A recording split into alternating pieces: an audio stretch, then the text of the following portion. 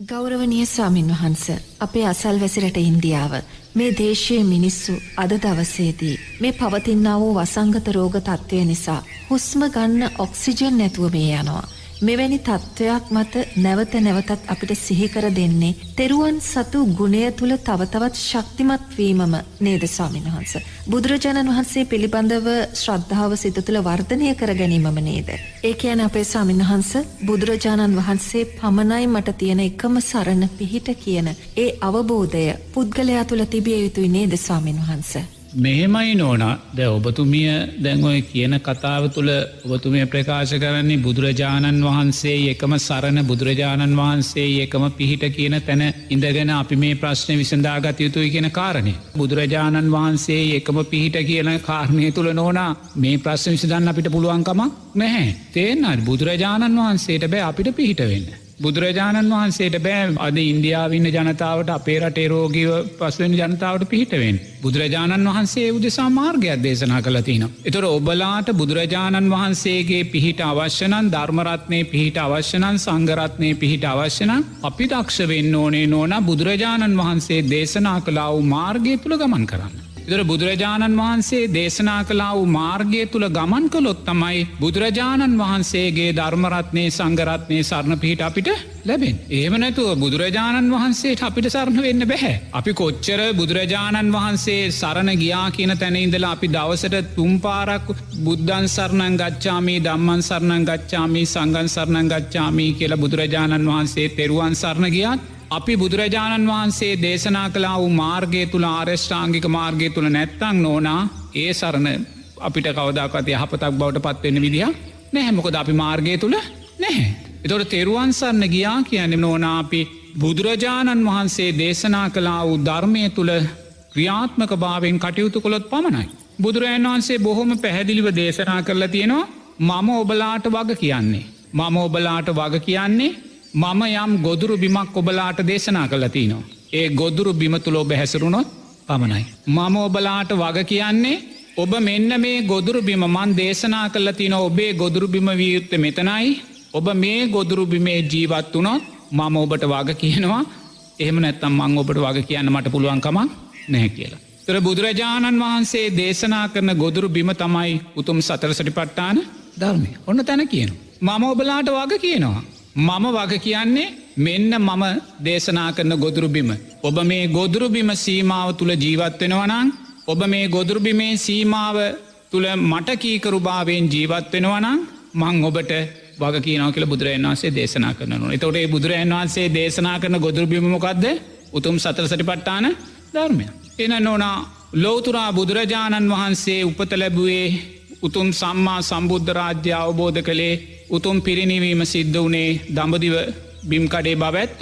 නමුත් නෝනා දඹදිව බිම්කඩේ බුදුරජාණන් වහන්සේගේ උතුම් තෙමගුල සිද්ධ වනා කියෙන කාරණයේදී. දඹදිව ජනතාව බුදුරජාණන් වහන්සේ දේශනා කලා වූ මාර්ගය තුළ නැත්තං ඒ ජනතාවට කවදාකත් තෙරුවන්ගේ සරණ පිහිටක් ලැබෙන්නේ නැහැ. තෙරුවන්ගේ සරණ පිහිටක් ලැබෙන්නේ නැහැ. ඉති අපිට පේනවන ඕනම කෙනෙකුට දැම්මේ කොරෝනා වසංගතය ඉන්දියාවේ ඇතිවෙන්නේ ඉස්සෙල්ලා නෝනා මුළු ලෝකයටම කාමච්චන්දයන් බෙදන ලොකුම මධ්‍යස්ථානි බවට පත්වෙන්නේ කුමක්ද. ඔය ඉන්දියාව තමයි හොද ඔය හින්දි සිනමාව ඔස්සේ මුළු ලෝකයට මේ එක මොහොතක නෝනා එක හින්දි පින්වත් නළුනිලි මහත්තෙක්ගේ රූප දැකල නෝනා එක විනාඩියකති කෝටි ගානක් ජනතාව ලෝකේ කාමච්චන්දයන් ඇති කරගන්න ඇද්ද.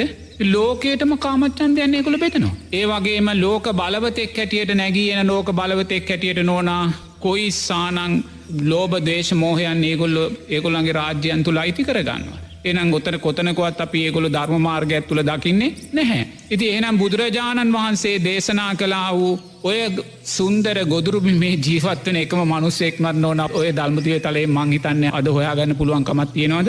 ඒන ඉතින් අපිට ධර්මය රැකවරණය බලාපොරොත්තු වෙන්න බැහැ. අපි සමින්වහන්ස ධර්මය රැකවරණය ලබා ගැනීම උදෙසා තවදුරටත් අප සිතිය යුතුදේ කළ යුතුදේ කොයි විදියටද පහදාගන්න පුළුවන්. බුලින් බුදුරජාණන් වහන්සේ ඉතින් මාර්ගය තුළ අපිට දේශනා කරන්නේ කුසලේ ශක්තිය ජීවිතයට එකතු කරගන්න කියලා ඕන. පිනේ ශක්තිය කුසලේ ශක්තිය අපි මීට ඉස්සෙල්ලා පන්සිල් මළුවෙන් කතා කළා.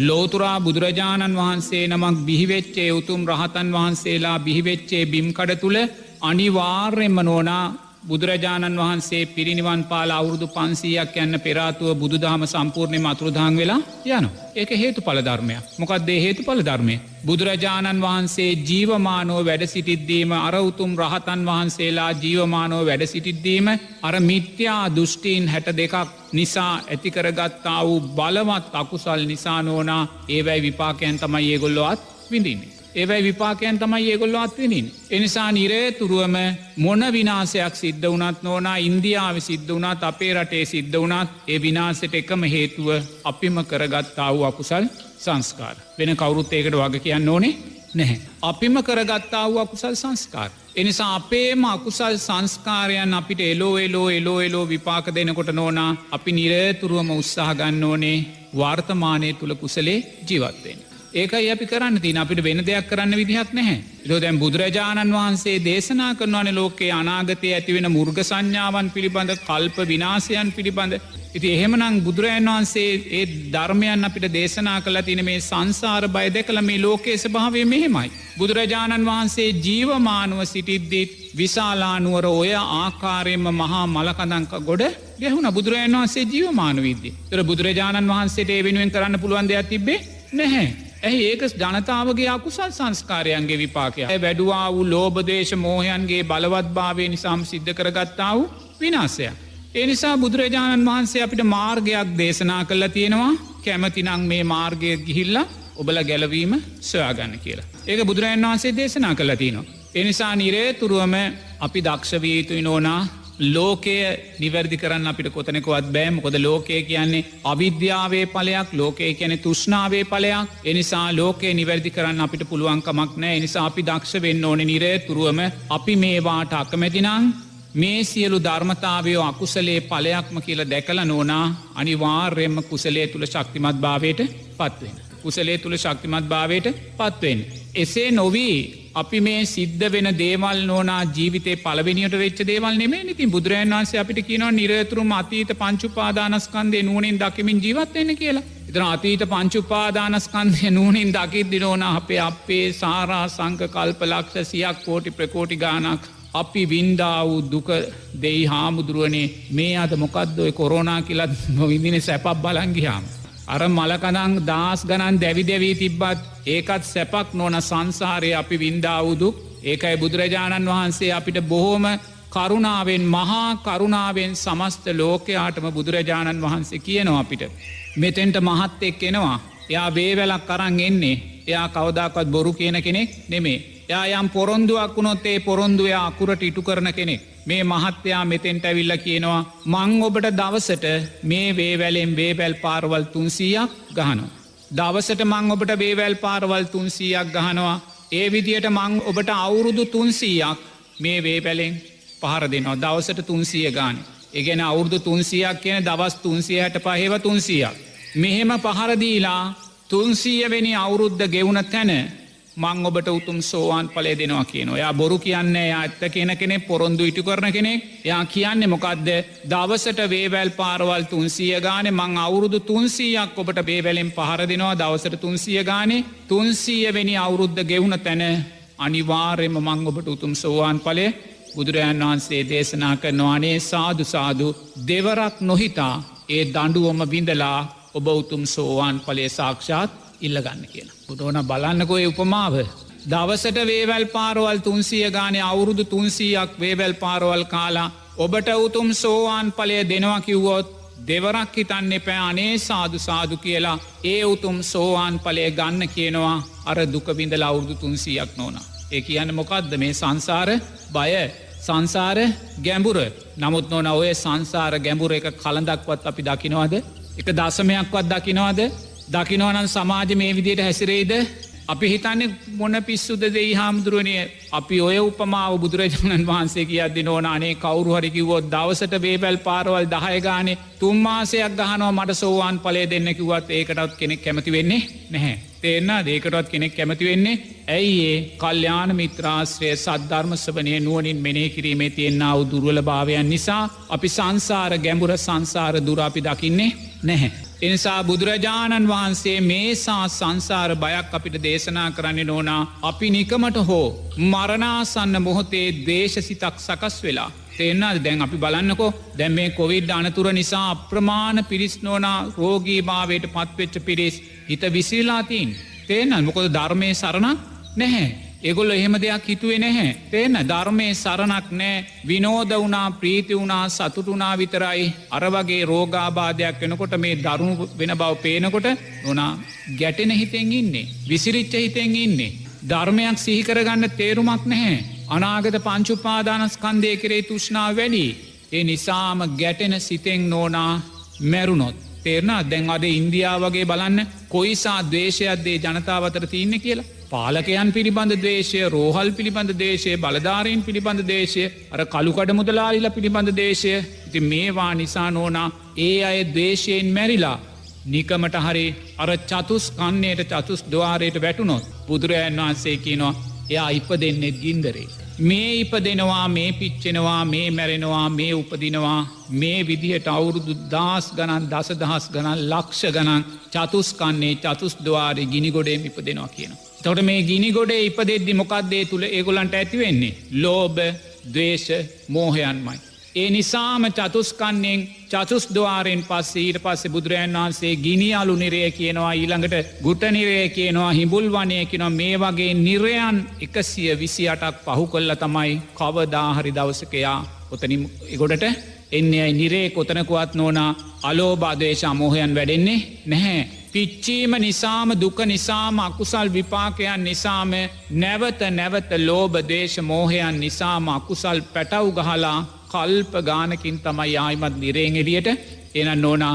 බුදුරජාණන් වහන්සේ කියපු අර උපමාව සාධාරණද අසාධාරණද? සාධාරණයි ස්වාමීන් වහන්ස. එහෙනම් දවසට වේවැල් පාරවල් 300 ගානේ අවුරුදු 300ක් කන්න කිව්වොත් නෝනා අපිට තේරෙනවා අවුරුදු 300යි කියලා. නමුත් චතුස්කන්නයට වැටුනොත් නෝනා අවුරුදු ලක්ෂ ගානක් ඒ දුක අපිට විඳින්න. අපි දේශසිතක් ඇතිකරගෙන, ගැටෙන සිතක් ඇතිකරගෙන රටේ පාලකයින්ට, රටේ බලධාරීන්ට, සෞඛ්‍ය බලධාරීන්ට, එහෙම නැත්නම් කළුකඩ මුදලාලිලට මේ ගොල්ලන් කෙරේ දේශසිත, වෛරසිත ඇතිකරගෙන මරණාසන්න මොහොතේ වෛරසිතෙන් මැරිලා අපි තිරිසන් ලෝකෙට වැටුනොත් බුදුරජාණන් වහන්සේ කියනවා ඔය තිරිසන් ලෝකයේ සෑම තිරිසන් සතෙක්ම ආත්ම භාව 500ක් විතර එක දිගටම එකම කුලේ ඉපදෙනවා කියලා. මොකද ඒගොල්ලන් මැරෙන වෙලාවේ ඒගොල්ලන්ට සකස් වෙන තෘෂ්ණාපච්චයා උපාදානය සකස් වෙන්නේ රැළ ඇසුරු කරගෙනමයි.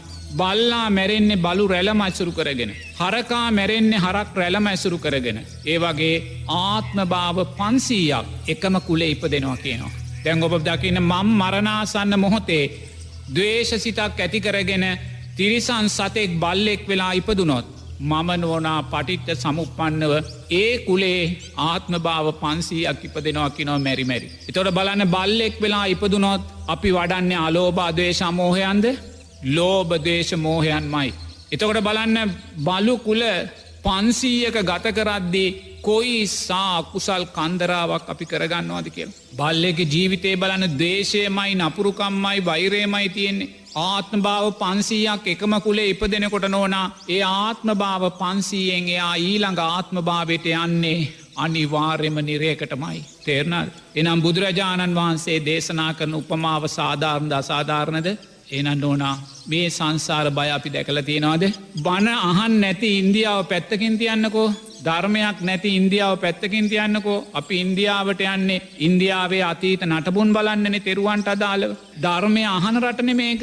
ලෝකෙ වැඩියෙන්ම බණ කියන රටනේ මේක නෝනා. ඉතින් බලන්න මේ රටේ ජනතාව තුළ ඔය සංසාර බය තියෙනවද? බුදුරජාණන් වහන්සේ කියපු දේ අපි විශ්වාසයට අරන් තියෙනවද? අපි විශ්වාසයට අරගන්නේ නැහැ. ඒ නිසා බුදුරජාණන් වහන්සේගේ වගකීම, බුදුරජාණන් වහන්සේගේ යුතුයකම් බුදුරජාණන් වහන්සේ අපිට කරලා තියෙනවා නෝනා. ඒ දේ අපිට කරලා තියෙනවා. අපිට කියලා තියෙනවා. මෙන්න සංසාරයේ යථා ස්වභාවය.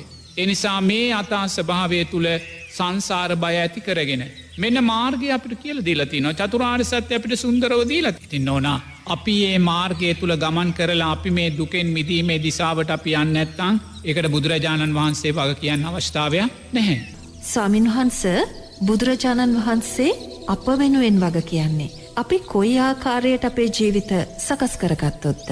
ඉතින් බුදුරජාණන් වහන්සේ අපිට බොහොම පැහැදිලිව කිව්වා මං ඔබලාට වග කියන්නේ ඔබලා මන් දේශනා කරන්නා වූ ගොදුරු බිමේ ජීවත් වුණොත් පමණක්මයි කියලා. එච්චරයි. එනිසා අපිට තියෙන්නේ නෝනා බලවත් ආකාරයෙන් කොරෝනාව අපිට විපාකෙට එනවා. ඒ අපිට විපාකට එන්නේ කවුරුත් කරපු වැරදි නෙමේ අපි කරගත්තා වූ වැරදිමයි. තේරෙනවද? පාලකයින්ට මේවා ඒ ආකාරයෙන් සමනය කරගන්න අවශ්‍ය කාලයට අවශ්‍ය නීති රීති පනවන්න හිත සකස් නොවෙන්නේ අපේ අකුසල් සංස්කාර නිසා. සංස්කාර පච්චයා විඤ්ඥාන. සංස්කාරයන්ට අදාළවයි අපේ දැනීම් සකස්ෙන්. දැන් සමාරු කියනවා අවුරුදු කාලේ සීමාවන් පැනෙව්වෙ නෑ කියලා. එතකොට අවුරුදු කාලේ සීමාවන් නොපනවන්න දැනීම සකස් වුනේ ඇයි මේ අකුසලේ විපාකට එන්න තිබ්බ හේතු පලදන් සුන්දර ධර්මයක් නොන. එතොට ඒ සුන්දර ධර්මය ඒහි පස්සිකෝ බබලනවා. එනිසා ලෝතුරා බුදුරජාණන් වහන්සේ පිරිනිවීගියත් බුදුරජාණන් වහන්සේ පිරිනිවන් පාන්න පෙරාතුව කියනවා ආනන්ද මගේ ඇවෑමෙන් ජීවමාන ශාස්තුන් වහන්සේ බවට පත්වෙන්න මේ උතුම් ධර්ම විනය දෙකයි කියලා. එහනම් ජීවමාන ශාස්තුන් වහන්සේ නමකින් නොන. ජීවමාන ශාස්තුන් වහන්සේ මේ මොහොතේ දඹදිව වැඩඉදමින් සුන්දර බණක් කියනවා අපිට. අපිට බණක් කියනවා. ජීවමාන ශාස්තුන් වහන්සේ ඒ සුන්දර බණ කියද්දි දෙයනේ මේ සියලු සංස්කාරයෝ අනිත්‍යයි. මේ සියලු සංස්කාරය අනිත්‍යයි මේ අකුසලේ විපාක මේ අකුසලේ තින රුදුරුභාවය මේ ජීවිතයේදීම අපි දකින්නා වූ අකුසලේ රුදුරුභාවය කියලා මේ අකුසලේ අපිට මේ විදිහට එහි පස්සිකෝ මතු කර තමන්ගේ සුන්දර ධර්මදේශනාවෙන් ප්‍රකට කරද්දිත් නෝනා අපි ඒ විනාසයන් දැකලා ආයිමත් ලෝබදේශමෝහයන්ම වඩාගන්න. අපි ආයිමත් ලෝබදේශමෝහයන් වඩාගන්න. කොතනකොත් අපි සංසාර බයක් ඇති කරගන්නේ නැහැ. අපි කොච්චරයකිවද පවුගේ කාලෙ විශාලා මහනුවර සිදුවනා වූ විනාසයන් ගැන අපේ සූත්‍රගත ධර්මයෙන් අපි කියනකොට නොන ඒව හුවක් අය විශ්වාස කළේ නැහැ. එහෙම කොහෙවෙන්න දොක්කම නගරයක් විනාස වෙන්න කොහොමදුව විශ්වාස කළේ නෑ ඒව හාස්‍යයට ලක් කරපුයයින්. එතොඩේ විශාලා මහනුවර දුර්භික්ෂය බුදුරජාණන් වහන්සේ රත්න සූත්‍රයේ දේශනා කරලා යහපත් ආකාරයෙන් නිවැරදි භාවයට සුවපත් භාවයට පත්වෙද්දී ඒවත් හාස්‍යයට ලක් කරපු අප්‍රමාණ පිරිස් හිටිය. ඉති ඒ නිසා නොහනා ඒවා වැඩිය මහාස්‍යයට ලක් කළේ අපි නෙමේ ඉන්දිය ජන සමාජම ජීවත්වෙන මනුස්්‍යයෝ. එනිසා ඉතින් මේ විපාක දෙන්නේ අකුසලයක් ඒ අකුසලේ නෝනා කවුරුත් කරපු දෙයක් නෙමේ අපි අපිම කරගත්තාව එක හොඳට තේරුම් ගන්න ඕන. මම හෙට කොරෝනා අකුසලේ වැළඳුනොත් මං ඒකට කාටවත් ඇඟිල්ල දික් කරන්නේ නැහැ. හෙටමට ඔක්සිජන් නැතුව මං අපවත් වනොත් මං ඒකට කාටවත් ඇඟිල්ල දික් කරන්නේ නැහැ. ඇයි එහෙම අපවත් වෙන්න හේතුවත් මං සංසාරය කලා වූ අකුසල් සංස්කාරයක්මයි. මොකද අපි සංසාරයේ පාලකයෝ වෙලා අපි සංස්කාරයේ බලධාරීන් නිලධාරීන් වෙලා අපි සංසාරයේ දොස්තර මහත්තුරු වෙලා අපි සංසාරයේ ව්‍යාපාරිකයෝ වෙලා අපි සංසාරයේ ඖෂධ නිෂ්පාදකයෝ වෙලා නොන අපි කරගත්තා වූ අකුසල්. අපි කරගත්තා වූ අකුසල් තමයි අපිට මේ විපාකට. එනිසා අපි දක්ෂවෙන්න ඕනේ මේවයිම් පාඩංගිගෙනගෙන හැම්වෙලාම දුප්පත් කෙනාද පොහොසත් කෙනාද මධ්‍යම පන්තිය කෙනාද යාළුවාද හිතවදාද තරහකාරයාද මේ බෙදීම් ඇතිකර ගන්න ඇතුව නෝනා අපෙන් සමාජයට වෙන්න තියෙන යුතුකම් පක්ෂයක් තියෙනවනං ඒ යුතුකම් පක්ෂය කිසිම පන්ති බේදයකින් තොරව හිතවත් අහිතවත් බේදකින් තොරව අපේ යුතුකම් පක්ෂය අපිය අකුරට ඉටු කරන්න.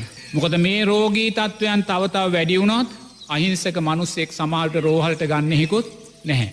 තියෙන ජනතාව ප්‍රභූ ජනතාව ඇති හැකි ජනතාවට ඒ පාසුකම් දීලා අර අහිංසක ජනතාව මැරණ තැන්ට ඇදලදාන්න එහෙම වුණොත් සංසාරයේ ඒවා කරනයටත් මැරෙන්න්න වෙන්න කවදාහරි ඔය විදියට ඔක්සිජන් නැතුවයි. එතුරර ඉන්දියාවේ ඔක්සිජන් නැතුව කෑගහලාර මැරෙන අහිංසක ජනතාව දකිද්දි නෝනා මම දකින්න වෙනක දෙයක් නෙමේ ධර්මයක්මයි ඒ දකින්නේ. සංස්කාරයන්ගේ පලයක්මයි. ඒ ඉන්දියාවේ ඔක්සිජන් ටික නැතු අවසාන මොහොතේ මට ඔක්සිජන් දෙන්න කියලා කෑගහන මැරෙනේ අහිංසක මනුස්සයා පෙර ජීවිතයක සුන්දර පාලකෙක් මයි නෝනා. සුන්දර නිලධාරියෙක් මයි සුන්දර බලධාරියෙක් මයි සුන්දර වෛද්‍යවරයෙක් මයි සුන්දර රෝහල් අයිතිකාරයෙක් මයි ඒගොල්ලෝ එදා තමන්ටේ ලැබුන් නිලතල ඒගොල්ලො නිවැරදියෝ භාවිතා කළේ නැහැ. ඒගොල්ලන්ගේ පන්ති ආරක්ෂා කරන්න ඒගොල්ලන්ගේ පවුල ආරක්ෂා කරන්න ඒගොල්ලන්ගේ හිතවතුන් ආරක්ෂා කරන්න ඒගොල්ලන්ගේ ආරක්ෂා උදෙසා පොදු දේපල යොදාගත්තා මිසක් කවදාකත් ලෝකයා ගැන අහිංසකින් බැන් බැලුවේ. එනිසා ඒ විපාකයන් හැටියට මේ ජීවිතේ දුප්පත් තැනක ඉපදිලා මරනාසන්න මොහොතේ මට ඔක්සිජන් දෙන්න කියලා කෑ ගහගෙන මැරෙන්නේ ගොල්ලන්ට අද සිද්ධ වෙලා එනන්න ඕන ධර්මය එහි පස්සිකයි විවෘතව බබලනවා. ඉන්දියාව දිහැ බලන්න අපේ රට දිහැ බලන්න ධර්මයයි බබලන්නේ අධර්මය නම් නෙමේ. ධර්මයයි බබලන්නේ අධර්මය නෙමේ. ධර්මය ස්වක්කාතයි බොහොම සරලයි පැහැදිලි අපිට බොහොම විවෘතව පේනවා හැමතැනම ධර්මය ස්වක්කාත ගුණය සරලව පැහැදිලිව අකුසල් විපාක දෙන ස්වභාවය අපිට පේනවා. මේ ජීවිතයේදීම අකුසල් විපාක දෙනවා අපිට පේනවා. ආයිමත් මුර්ග සංඥා වෙනකං ඉන්න ඕනේ නෑ. ලෝක කල්ප විනාශයන් දක්වා ඉන්න ඕනේ නෑ. එනිසා අපි දකින්නේ ධර්මයෙහි පස්සික ගුණය. ධර්මය කියන්නේ අපි කළා වූ අකුසලේම අපි වැඩුවා වූ අධර්මයම ඒ පස්සික ගුණයයි. තේරෙනවද? ඒ නිසා සුන්දර ධර්මයක් අපිට පේන්නේ. ධර්මයක් දකින වෙලාවේ නෝනා අපි මොකක්ද ඒ තුලින් කරන්න ඕනේ? සතිය සිහිය ඇති කරගන්න. මේ ධර්මයක් දකින්නේ. ජීවමාන බුදුරජාණන් වහන්සේ වන උතුම් ධර්ම විනය ඒ ජීවමාන බුදුරජාණන් වහන්සේ හැටියට සුන්දර ධර්මයක් දේශනා කරලා තියෙනවා. මෙන්න බලන්න සංස්කාරයන්ගේ වියරු භාවය නිසානේ අකුසල් සංස්කාරයන් කරන්න එපා. ලෝභ දේශ මෝහයන් වඩන්න එපා. තේරෙනවද? ඉන්දියාවට කියනවා ලෝභ දේශ මෝහයන් වඩන්න එපා. ඒගොල්ලෝ ලෝක බලවතෙක් හැටියට කොයිසා ලෝභ දේශ මෝහයන් වඩනවද කියලා බලන්නකෝ. අපේ රාජ්‍යයට කොයිසා බලවත් ආකාරයෙන් ඇගිලි ගැසීම් කරනවාති කියල බලන්න. වටාපිටාව රාජ්‍යයන්ට කොච්චරනම් බලවත් ආකාරයෙන් ඇගිලි ගැසීම් කරනවාති කියල බලන්න. ඒ රටේ ඒ කිය භාවේ රැකගන්න කොයිසා වටාපිටාවත් එක යුද්ධ කරනවාති කියල බලගන්න. ඒ රටවල්ල ඇතුළ ඉන්න කැරලිකරුවන් එක කොච්චර යුද්ධ කරනවාති කියල බලන්න. ඉතින් ඕනා ඒ ආතෙන් සද්ධර්මයක් නෑ ධර්මයක් නෑ මිත්‍යා දෘෂ්ටීන් වඩන්නේ. ඒ නිසාම නිරතුරුවම කාමච්චන්ද ව්‍යාපාද තීන මිද්ද උද්දච්ච කුකුච්ච විචිකිච්ඡා ඒක තමයි ඒගොල්ලන්ගේ ධර්මය. ඒ ධර්මයට අදාළ ප්‍රතිඵල විවෘතව ලැබිලා තිනවා. ඒ නිසා මේවා අපි දකින්නේ කම්පා වෙන බව ඇත්ත. නමුත් අපි කම්පා වෙනවා වගේම මේ ධර්මය තුලින් ඕන අපි අවබෝධාත්මක ධර්මයක් මතු කරගන්න දක්ෂ වෙන්න ඕනේ දෙයනේ. සංසාරයේ මේසා ලෝකය තාක්ෂණික අතින් වෛද්‍ය විද්‍යාවතින් ඖෂධ අතින් දියුණු ලෝකෙක මෙවැනි විනාසයක් වෙනවනං ලෝක බලවතෙක් හැටියට ඉන්න ඉන්දියාව තුළ මෙවැනි විනාසයක් වෙනවනං අපි තවත් කුමක් කරෙයි විශ්වාසය තියන්න දෙකින කාරණය අපි ජීවිතයට එකතු කරගන්න ඕනු. ඒක තමයි කරන්තින් වෙන දෙයක් කරන්න දෙයන්න. ධර්මයමයි අපි දකිින්. මෙතන අධර්මයක් කොතනකොත් නෑ ධර්මයමයි අපි දකින්නේ. ඒ ධර්මය දැකලා නිරේතුරුවම සතිය සිහ ඇති කරගන්න. සතියසිය ඇති කරගන්න මොකක් කෙරේ සතියසියද. බුදුරජාණන් වහන්සේ දේශනා කලා වූ මේ අකුසලේ තියෙන්න්න වූ භයානක භාවය පිළිබඳ සතියසිය ඇති කරන්න. අකුසලේ තින භයානක භාව මේ දෙයනේ මේ විදිය මහා මිනි කඳු මේ විදිය මහා විනාසයක් සිද්ධ කරන්න අකුසලේකට පුළුවන් කියන සතියසිය ඇති කරගන්න. ඒ සතියසිය ඇති කරගත් තැන අපි තුළ වැඩෙන ධම්ම විජය බොජ්ජන්ගේ අපි ධර්මයට අදාළ හිතනවා. අධර්මයට අදාළව අපි හිතන්නේ. අපි ඒක ධර්මයට අදාලෝ ගලපනවා දෙයනේ මොකක්ද මේ සිද්ධ වෙන්නේ මේසක තමයි දුක කියන්නේ. ජාති ජරා ව්‍යාධි මරණ සෝක පරිදේව දුක්ක දෝමනස්යන් ප්‍රියන්ගෙන් වෙන්වීම අප්‍රියන්නා එක්වීම් පංච උපාදානස්කන්ධ දුකෝ ඊට වඩා දෙයක් අපි දකින්නේ නැහැ. එනම් මේ සුන්දර පරම සත්‍යයක් අපි දකින දුක්ක සත්‍යයක් අපි දකින්නේ.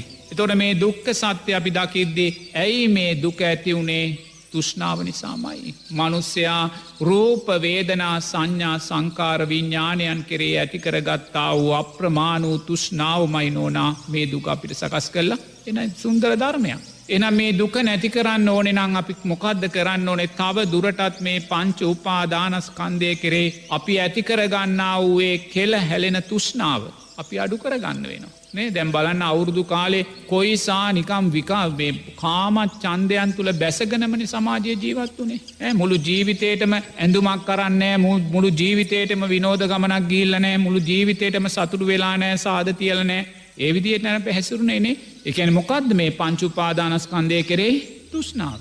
එන ඉතින් මේක දුකක් කියන කාරණය අපි දකිනවනන් දුකට හේතුව තුෂ්නාව කියන කාරණය දකිනවනං දුක නැති කරන්න නම් තුෂ්නාව නැති කරන්න ඕනේ කියල කාරණය දකිනවනං දුක නැති කිරීමේ මාර්ගය බුදුරජාණන් වහන්සේ විවෘත්තුව අපිට දේශනා කල්ලා එච්චරයි නොන දැයිති ඕක බොහොම සරලයි තේන සංඝයා හැටියට අපිට වර්තමානයේ මමත් මේ සමාජය තුළ ජීවත්වන භික්ෂුවක්නේ එතොන වර්තමානය මේ සමාජය තුළ ජීවත්වෙද්දි මට ඉතුරු වෙලා තින්නේ වර්තමානය කුසලේ තුළ ජීවත්වීම තේන ඊට වඩා දෙයක් මට ඉතුරු වෙලා නැහැ මන් දන්න මගේ පිටි පස්සේ මොන අකුසල් තියෙනවාද කියලා මම කියන දන්නේ නැහැ. ඒ අකුසල් හෙට දවසේ කොයි ආකාරයෙන් විපාකෙට ඒද කියන්න මම දන්නේ නැහැ.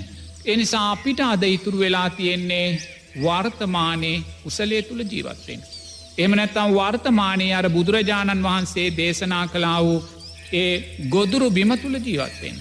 එච්චර ඊට වඩා දෙයක් අපිට කරන්න දෙයක් නැහැ. තේරෙන්නේ? ඒතර වර්තමානයේ අතුලා අපි කුසලයේ තුල ශක්තිමත්ව ජීවත් වෙද්දී අතීතයෙන් අකුසල් විපාකෙට එන්න තියෙනවා නම් ඕනා අපිට ඒව වළක්ව ගන්න පුළුවන්. අපිට ඒව වළක්ව ගන්න පුළුවන්.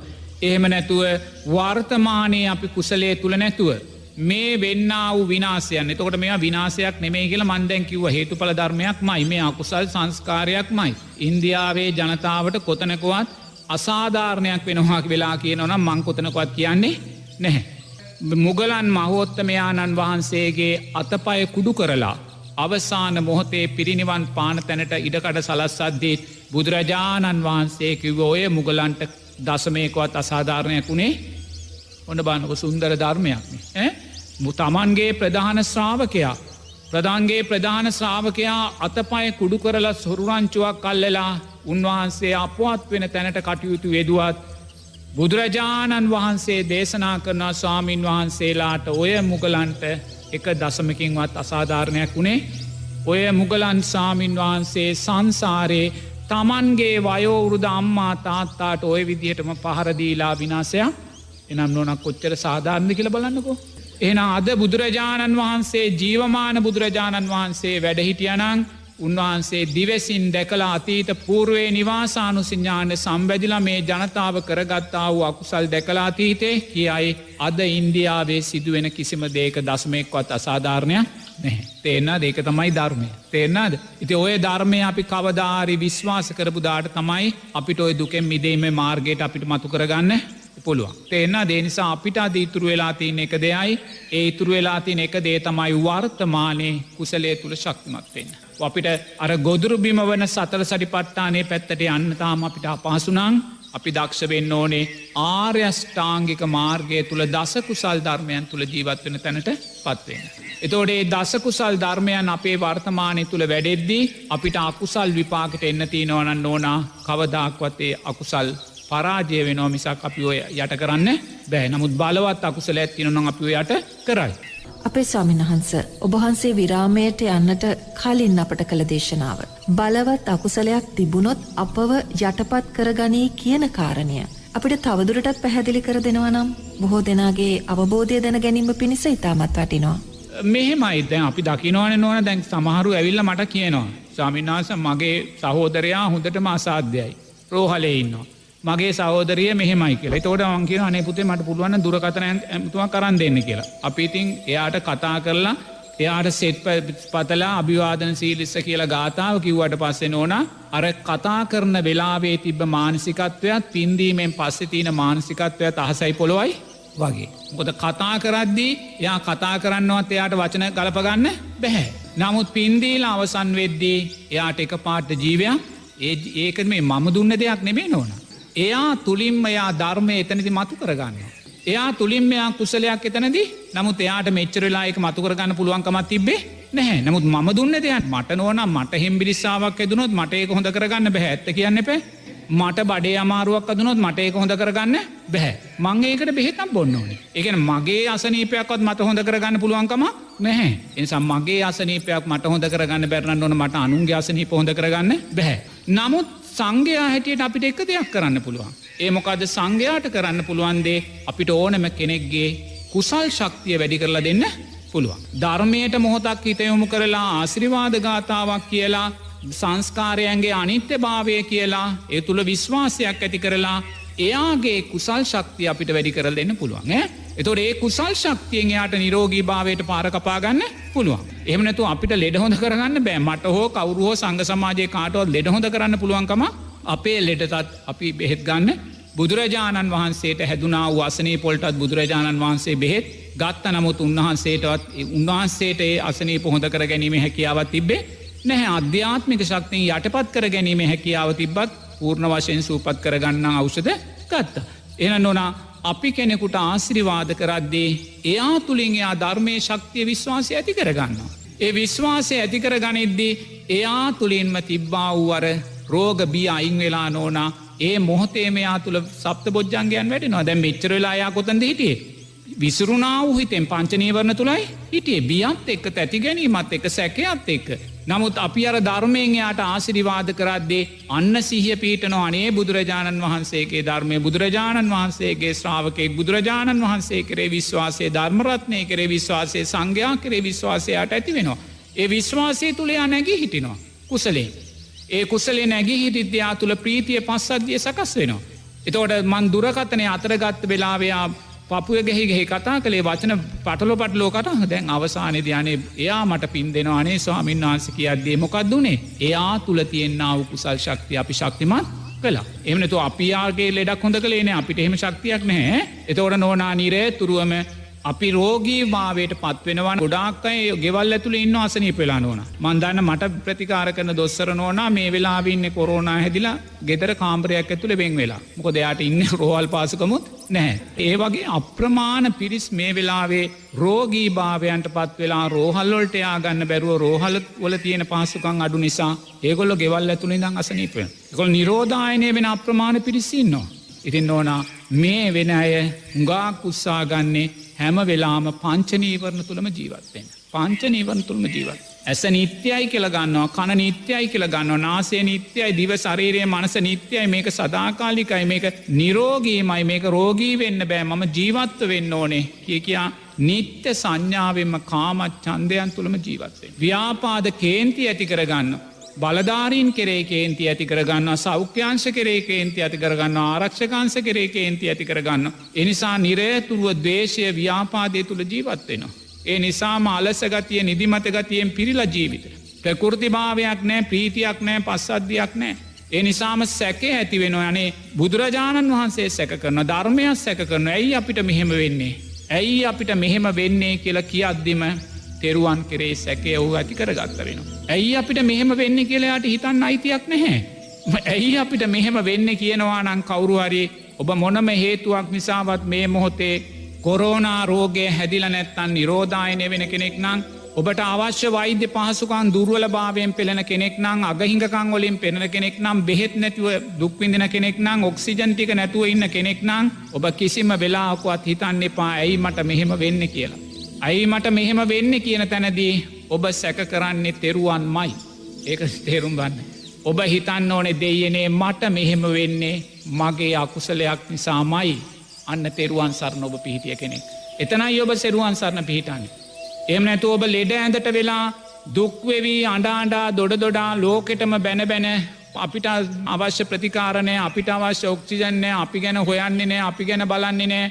ඔය කියන මොහොතක් පාසා ඔබටම චෝදනා කරන කෙනෙක් බවට ඔබ ඔබේම අකුසලයට චෝදනා කරන කෙනෙක් බවට පත් වෙනවා. එනිසා ඔබ මොනසා පීඩනයන් තුල ජීවත් වුණත් ඇයි මට මෙහෙම වෙන්නේ කියලා ඔබ හිතන්න එපා, අහන්න එපා. ඒ අහන වෙලාවේ ඔබ තෙරුවන්ම සැකයට ලක් කරගත්තා වූ අවාසනාවන්තෙක් වෙනවා. එනිසා නිරේතුරුවම ඔබේ රෝගීභාවය ඔබේම සංස්කාරයක්, ඔබම සතුටෙන් කරගත්තා වූ අකුසල් වල විපාකයන් ඔය රෝගී භාවයන් හැටියට එන්නේ. එනිසා ඔබේ දේ ඔබ සතුටෙන් පිළිගන්න, ඔබේ දේ ඔබ සතුටෙන් පිළිගන්න, නිරේතුරුවම සතිය සිහිය ඇති කරගන්න ධර්මය කෙරෙහි බුදුරජාණන් වහන්සේ දේශනා කරනවා සතර ඉර්ධිපාද වඩන්නාට ආයුෂ දීර්ඝ වෙනවා කියලා. මරණීය අනතුරු වෙන්නේ නැහැ සතර ඉර්ධිපාද වඩන කෙනාට. එනිසා නිරේතුරුවම ඔබ ඡන්දය, වීරය, චිත්තය, විමර්ශා කියන මේ සතර ඉර්ධිපාද ධර්මයන් ජීවිතයට වැඩෙන ආකාරයෙන් ජීවත් වෙන්න. මේ මොහොතේත් ඔබ නිරෝධායනය වෙන කෙනෙක් වෙන්න පුළුවන්. කොරෝනා රෝගය හැදිලා ඔබ රෝහල්ගතව ඉන්න කෙනෙක් වෙන්න පුළුවන්. ඔබ කොරෝනා රෝගය හැදිලා ගෙදරම ඉන්න කෙනෙක් වෙන්න පුළුවන්. හැම කෙනෙක්ම කල්පනා කරන්න ඔබේ ජීවිතයට අනතුරක් කියලා තේරෙනවා නම් ඒ අනතුරට වගකිව යුත්තේ ඔබමයි. පටිච්ච සමුප්පන්නව රජය නෙමේ, සෞඛ්‍ය බලධාරීන් නෙමේ, ආරක්ෂකාංශ නෙමේ, කළුකඩ මුදලාලිලා නෙමේ. ඔබම සංසාරයේ කළා වූ අකුසලයල් විපාකයි. ඔබ නිරේතුරුවම ඡන්දය ඇති කරගන්න. ඡන්දය කියන්නේ කැමැත්ත. කුමක් කෙරේ කැමැත්තද? කුසලයේ කෙරේ කැමැත්ත. දස කුසල් ධර්මයන් කෙරේ කැමැත්ත ඇති කරගන්න. බුදුරජාණන් වහන්සේ දස කුසල් ධර්මයන් මේ ලෝක ධාතුවට සක්විති රජ කෙනෙක් පහල කරන්නේ නෝනා දස කුසල් ධර්මයන් කියලා බුදුරජාණන් වහන්සේ දේශනා කරනවා. දස කුසල් සක්විති රජ කෙනෙක් මේ ලෝක ධාතුවේ ලෞතුරා බුදුරජාණන් වහන්සේ නමකට තියෙන දෙතිස් මහා පුරුෂ ලක්ෂණයන් පවතින තවත් සුන්දර චරිතයක් තමයි සක්විති රජ කෙනෙක්. කියන්න එන දෙතිස් මහා පුරුෂලක්ෂණයන් පහළ වෙනවා සක්විති රාජ කෙනෙකුට. ඒ වගේ අප්‍රමාණූ සම්පත් පහළ වෙනවා සක්විති රාජ කෙනෙකුට. එතකොට ඒ සක්විති රජ සැප එයාට ලබල දෙන්න වෙන දෙයක් නෙමේ උතුම් දසකුසල් ධර්මයන් මයි කියල බුදුරජාණන් වහන්සේ දේශනා කරන. දසකුසල් ධර්මයන්. සක්විති රජකම් අවුරුදු 84,000ක් දීර්ඝායුෂ නිරෝගී භාවයාට ලබල දෙනවා. බලනක කොයිසා සුන්දර ධර්මයද තියෙනවාද කියලා. නමුත් අපි ඒ ධර්මමාර්ගය තුළ ගමන් කරනවාද. අනේ බුදුරජාණන් වහන්සේ දසකුසල් ධර්මයන් තුළින් සක්විති රජ කෙනෙක් බිහි කරනවා කියලා තියෙද්දේ. අපේ ලංකාවේ හෝ ලෝකෙ හෝ කවුද නෝනා අනේ මේක මම ජීවිතය තුළින් අත්දකින්න ඕනේ කියලා හෝ යන කෙනෙක් ඉන්නවාද. අපේ රටේ පක්ෂ විපක්ෂ ඔක්කොමලා ඉන්නවානේ දැන් ඒ අය ධර්මය දන්නවානේ නේද දහම් පාසල් ගිහිල්ලා ඉස්කෝලොල බුදු දහම ඉගෙනගෙන මේ ධර්මයන් දන්නයනේ නොදන්නයි නෙමේන බෞද්ධය එතෝඩේ බෞද්ධ කෙනෙක්වත් අද වෙනකං හිතලතිනවාද එක සිතුවිල්ලකින්වත් අනේ බුදුරජාණන් වහන්සේ දසකුසල් ධර්මයන් සක්විති රජ කෙනෙක් බිහි කරනවා කියලා තියෙනවා බුදුරජාණන් වහන්සේ කියපු දෙයක් බොරුවෙන්න බැහැ. එනිසා මම මගේ ජීවිතයෙන් දසකුසල් ධර්මයන් තුළින් මන් සක්විති රජ පදවිය බැරිවුණොත් ඉම් මෙහා හරි සුන්දර තැනක් ලබනවා කියලා දසකුසල් ධර්මයන්ට තමන්ගේ ජීවිත පරිත්‍යා කරපු කෙනෙක් ඉන්නවද නොන එහෙම කවුරුවත් නෑ ස්වාමීන් වහන්ස. බුදුරජාණන් වහන්සේ අපිට විශ්වාස දේ කියන්නේ එහෙම විශ්වාසයක් නැති බවක් නේද අපේ ස්වාමීන් වහන්ස පේන්නේ. එහෙම විශ්වාසයක් නැහැ. තාම අපිට විශ්වාසයක් නැහැ. විරාමයට යන්නට කලින් ඔබහන්සේ අපිට කරන ලද පැහැදිලි කිරීම සම්බන්ධවමයි මේ ප්‍රශ්නය අපේ ස්වාමීන් වහන්ස. පාලකයෝ වගකිව යුත්තෝ මේ බොහෝ දෙනාට බුදුදහම ගැන එහෙම දන්නේ නෑ නේද ස්වාමීන් වහන්ස.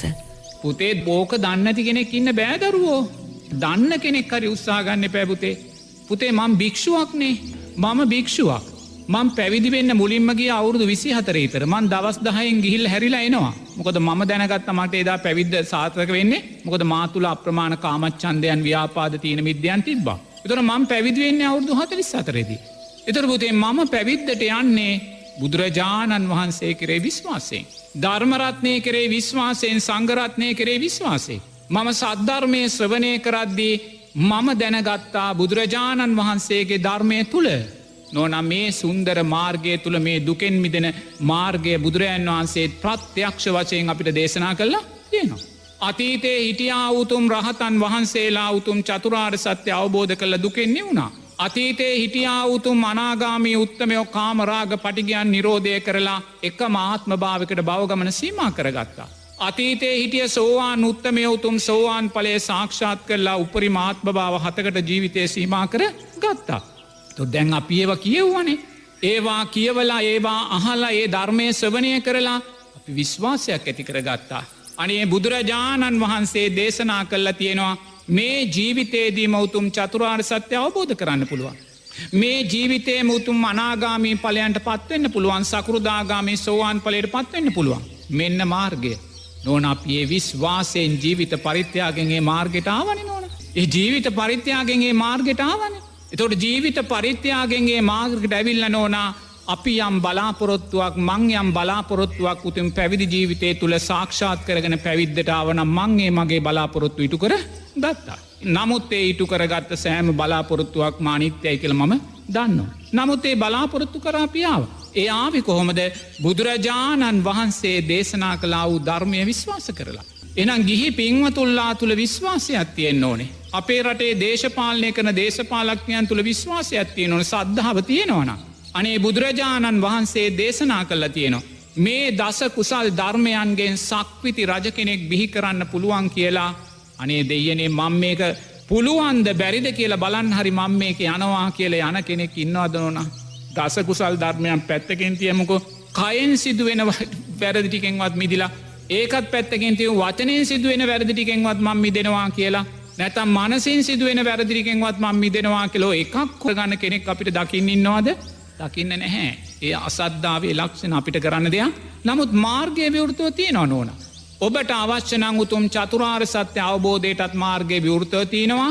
මේ රටේ ඕනෙම පාලකයෙකුට සක්විති රජ කෙනෙක් වගේ සුන්දර රාජ්‍යත් දරන්න අවශ්‍ය සාධකත් ධර්මය තුළ පැහැදිලිව නමුත් අපිට ඒ තැන්වලට යන්න සද්ධාව නැති වෙලා අපි ගියොත් යන්නේ නෝනා වැරදි මාර්ගයකමයි. අපි පැවිද්දට ගියත් යන්නේ වැරදි මාර්ගයකටමයි. ඇයි අපේ පංචනීවරණ වැඩි. පංචනීවරණ වැඩි. එනිසා නිරේතුරුවම මේ මොහොතේ ඔබ කොරෝනාරෝගෙන් පීඩා විදිනවනං අනුන්ට චෝදනා කරන්න එපා. එක ඇගිල්ලක් ඔබ අනුන්ට දික්කරද්දි ඇගිලි 4ක් ඔබ දිහාවට එනවා. ඉන්දියාවේ ජනතාව ඉන්දියාවේ අගමැතිට එක ඇගිල්ලක් දික්කරද්දී තමන් දෙසට ඇගිලි 4ක් එනවා. ඒක ඔබ තේරුම් ගන්න ඕනේ. ඔබම කලා වූ අකුසල් තමයි ඔබලා මේ විදින්නේ. අද ඉන්දියාවේ අගමැතිතුමා ජනතාවට නිවැරදි ආකාරයෙන් සලකන්නේ නැත්තං ඊළඟ ජීවිතයක ඔය ඉන්දියාවේ අගමැති දුප්පතෙක් වෙලා ඉන්දියාව ඉපදිලා මට ඔක්සිජන් දෙන්න කියලා කෑ ගහගෙන මැරෙන අවාසනාවන්තෙක් බවට පත්වෙනවා. එයයි ධර්මය. එනිසා අනුන්ට වැරදි කලා කියල ඔබ චෝදනා කරන්න එපා. සංස්කාරයෝ මේ ලෝකයේ තින සැබෑම අධිකරණයයි කොතනකොවත් දසමයකින්වත් අයිතු තීන්දුවත් දෙන්නේ නෑ. එනිසා ඔබ දක්ෂ වෙන්න රෝගී භාවය තුළ ඔබ ඉන්නවනන් නිරෝධානය වෙමින් ඔබ ඉන්නවනං රෝගී බියෙන් ඔබ ඉන්නවනං කරුණා කරලා අනුන්ට චෝදනා කිරීම පැත්තකින් තියලා ඔබ කුසල් ධර්මයන් කරේ චන්දය ඇති කරගන්න දස කුසල් ධර්මයන් කරේ. සිතින් කයින් වචනයෙන් සිද්ධ වෙන යහපත්දේම කරන්න. එන්න ධාරෂ්ඨාංගික මාර්ගය වැඩෙන දේ කරන්න. චන්දය වීරය ඔබ ආර්ෂ්ඨාංගික මාර්ගය කරේ වීරය ඇති කරගන්න වෙන දේවල් කරේ වීරය ඇති කරගන්න එපා. ආර්ෂ්ඨාංගික මාර්ගය කරේ ඔබ වීරය ඇති කරගන්න. ඔබ චිත්තයක් ඇති කරගන්න අධිෂ්ඨානයක් ඇති කරගන්න. මම මෙවැනි මේ සාංසාරික ව්‍යාසනයන් මං ඇස් දෙකෙන්ම දකිනවා අකුසලේ තියෙන්න්න වූ භයානක භාවයක් ජීවිතය දකිනවා. මේ අකුසලේ භයානක භාවය අපිට බිඳින්න වෙන්න අපිතාම උතුම් සෝවාන් පලට පත් නොවන නිසාමයි කියල තැනෙයිදං. මම මේ ජීවිතේ මේ ව්‍යාසනය උපයෝගී කරගෙන මේ රූපය අනිත්‍ය භාවය දකිමින්. මේ විඳීම් මොල අනිත්‍ය භාවය දකිමින්. මේ හඳුනාගැනීම් මොල අනිත්‍ය භාවය දකිමින්. මේ සංස්කාරයන්ගේ මේ විඤ්ඥානය අනිත්‍ය භාවය දකිමින් මං මේ ජීවිතේ සෝවාන් පලට පත්වෙනවා කියෙන චිත්තය ඇති කරගන්න. ඒ චිත්තය ඇති කරගෙන නිරේතුරුවම මේ රූපවේදනා සංඥා සංකාර විඤ්ඥාන ධර්මයෝ නිරේතුරුවම විදර්ශනාවෙන් විමන්සාාවෙන් දකිමින් ජීවත් වෙන්න එම දකිද්දි නෝනා අපි වර්තමානය තුළ කුසලේ තුළ ජීවත් වෙච්ච කෙනෙක් බවට පත්වෙන. අපි වර්තමානය තුළ බුදුරජාණන් වහන්සේ දේශනා කලා වූයේ ගොදුරුබිම බුදුරජාණන් වහන්සේ ඔබට වග කියන ගොදුරුබිම. බුදුරජාණන් වහන්සේ වග කියන ගොදුරුබිම් වන සතර සටිපට්ටානය තුළ ජීවත්වෙච්ච කෙනෙක් බවට පත්වෙනවා. එනිසා වැදගත් වෙන්නේ අපි මැරෙන ආකාරය නෙමේ නෝනා. මැරෙන ආකාරය වැදගත් වෙන්නේ අපි ඔක්සිජන් නැතුව මැරෙනවාද ප්‍රතිකාර නැතුව මැරෙනවාද ඇඳක් නැතුව මැරෙනවාද මහපාරක මැරෙනවාද ගෙදරක මැරෙනවාද කාල කන්නියෙක් විදිහට කිසිම කෙනෙක්ගේ හව්වරණයක් නැතුව මැරෙනවාද කියන මැරෙන ක්‍රමේ වැදගත් වෙන්නේ නැහැ. ඔබ කාල කන්නියෙක් විදිහට කාගෙවත් හව්හරණක් නැතුව මහපාරෙ කොරෝනාව මැරුණත්. ඔබ මැරෙන මොහොතේ සියලු සංස්කාරයෝ අනිත්‍යයි කියලා ඔබ මහපාරෙ මැරුණත් ඔබ උතුම් සෝවාන් පලට පත් වෙලා සුන්දර දෙවියෙක් වෙලා මයි උපත්තිය එනම් මැරණ ක්‍රමේ අදාළ වෙන්නේ නැහැ. මරනාසන්න මෝතය ඔබ ඇති කර ගන්නා වූ ධර්මානුකුල චේතනාවයි විදර්ශනාමය චේතනාවයි කුසල් චේතනාවයි වැදගත් වෙන්නේ. එනිසා නිරේතුරුවම දකින්න සුන්දර ධර්මයක් අපි දකින්නේ ධර්ම විනය නැමති ජීවමාන බුදුරජාණන් වහන්සේ තමන් උපන් දේශයම තමන් සම්මා සම්බෝධි අවබෝධ කරගත්ත දේශයම තමන් පිරිනිවී ගිය මොහොතේම ඒ උතුම් ධර්ම විනය කියෙන උතුම් ජීවමාන ශාස්තුන් වහන්සේ සියලු සංස්කාරයන්ගේ අනිත්‍ය භාවය සක් සුදක්සේ ප්‍රකට කරමින් ධර්මය එහි පස්සික ගුණය ප්‍රකට කරමින් අකුසලේ වියරුව ප්‍රකට කරමින් සුන්දර ධර්මයක් දේශනා කරනවා කරුණාවෙන් සතිය සීයෙන් ඒ ධර්මය ශ්‍රවනය කරන්න සතිය සීයෙන් ඔබ ඒ ධර්මය ශ්‍රවනය කොළොත් ඔබ තුළ නිරේ තුරුවම ධර්ම විජය බොජ්ජන්ගේ වැඩේවී ධර්ම විජය බොජ්ජන්ගේ වැඩෙද්දී ඔබ මේ සංස්කාරයන්ගේ අනිත්‍ය භාවය සුන්දරවන් අවබෝධ කරාවී අනේ දෙයනේ ඉන්දියාව වැනි සුන්දර සංස්කාරයෝ සුන්දරම ලෝකෙඉන්න සුන්දරම කලාකරුවන් එන්නේ ඉන්දියාවේ සුන්දරම ජනප්‍රිය ලෝකයේ සිනමාවතින් ඉන්දියාවේ මෙවන් සුන්දර සංස්කාරයන් අනිත්‍ය වෙලා යනවායි කියන මේ සුන්දර ධර්ම විජය බොජ්ජන්ගේ ඔබ තුළ වැඩේවී මේ සියලු සංස්කාරයෝ අනිත්‍ය වෙලා යන හැටි අර මිනිස්සු හඬා වැටන හැටි අර මළමිනි මහපාරවල්ල ගොඩ ගැහෙන ඇති මහා ගිනිජාලා පිච්චි පිච්චි තිීන හැටි මේ සෑම දෙයක් තුළින් අපි දකින්න මේ සංස්කාරයන්ගේ අනිත්‍ය තීන කෙනා හැකි දෙනා රටෙන් පැනලයන්න උත්සාහ කරන හැටි මේවා දකිද්‍ය අපි දකින්න සංස්කාරයන්ගේ අනිත්‍ය භාවයමයි. එනිසායේ අනිත්‍ය භාවය නැඩෙද්දී අපි තුළ තව වැඩෙන්නේ ධම්ම විජය බොජ්ජංගේ. අනේ දෙයනේ මේ සුන්දර බුදුරජාණන් වහන්සේ දේශනා කළා වූ සුන්දර ධර්මය මං ඇස් දෙකෙන් දකිනවා. මේ සුන්දර ධර්මය මං කන් දෙකෙන් අහනවා. මේ සුන්දර ධර්මය මං හදවතින් විඳිනවා. ඒ සුන්දර ධර්මය මම දකිද්දේ අපි තුළ වැඩෙන්නෙම ධම්ම විජය බොජ්ජංගේ. අනේ මේ සියලු සංස්කාරයෝ අනිත්‍යයි. කොයිසා සුන්දර සංස්කාරයන් දරාගෙන හිටියත් ඒ සංස්කාරයෝ අනිත්‍යයි කෙන ධර්ම විජය බොජ්ජන්ගේ වැඩෙද්දී වීරය තවතව ශක්තිමත් වෙනවා නෝන. අපි තුළ වීර ශක්තිමත් වෙනවා කුසලය කරේ වීර ශක්තිමත් වෙනවා විදර්ශනාව කරේ බුදුරජාණන් වහන්සේ දේශනා කලා වූ ගොදුරු බිමේ හැසිරීම කරේ අපේ වීර තවතව ශක්තිමත් වෙනවා. ඒ වීර ශක්තිමත් වෙද්දී අන්න අපි තුළ ප්‍රීතිය ඇති වෙන්නේ.